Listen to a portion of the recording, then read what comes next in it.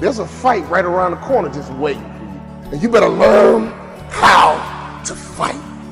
You got to get up every morning, fighting, clawing, scratching. You got to beat depression. You got to beat anxiety. You got to beat the naysayers. You got to beat that little voice in your head that's telling you you're not good enough. When I think about fighting, I'm not talking about people. I'm talking about situations. I'm talking about circumstances. I'm talking about opportunities that sometimes you have to fight for. Come on, life, let's fight. Let's go. Come on, job, let's go. Come on, career, let's go. I'm going to go to war. That dream is not going to just sit there and wait for you to come and get it. You got to chase it. Like a man possessed. You got to go get it. But to win fights, you got to have stamina. You got to be ready to fight and bounce back. Punch and counter punch. Jab and jab back. Let me tell you something. Life is a series of fights. The worst thing you can do is run away from your fights. Because if life is a series of fights and you run away, you just ran away from your life. We got to fight. We got to fight. We can't lay down. When you lay down, you get ran over.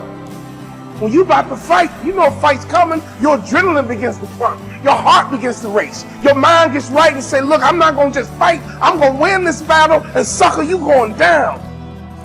Some of you guys out there are fighting for your life. Why? Because the doctor told you you have cancer.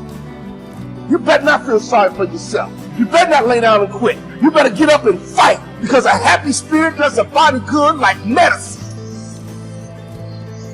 Fighting for your future. Fighting for your dream, fighting for success.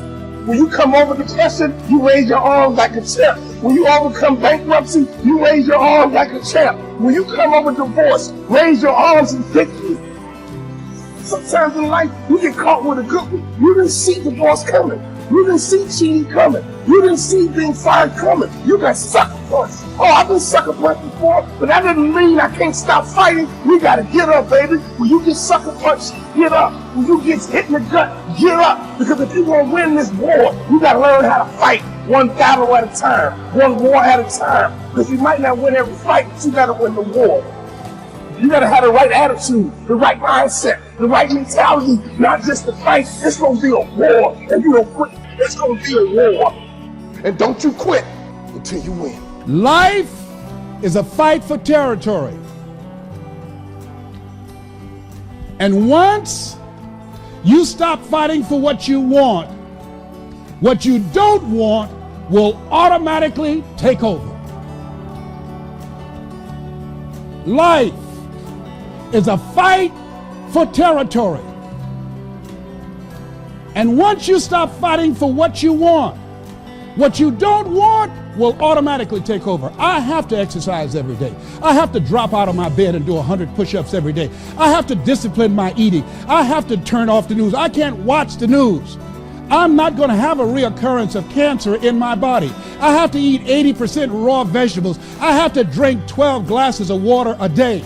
I have to take my zinc and my saw palmetto, my Halen 951. I have to take my wheatgrass. I hate it. I hate it.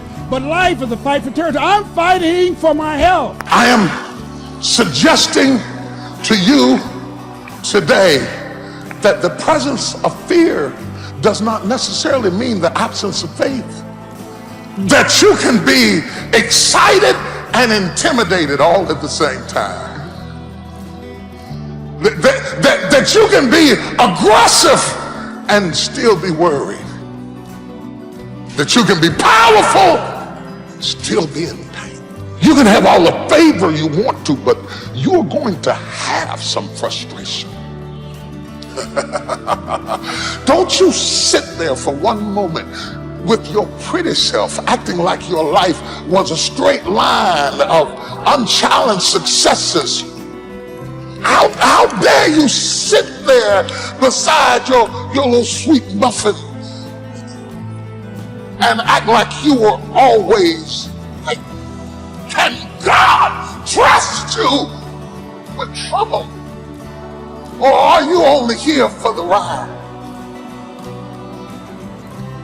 For the thrill, for the good time? You show up for the party, not the problem. The blessing, not the burden. Can God trust you with trouble,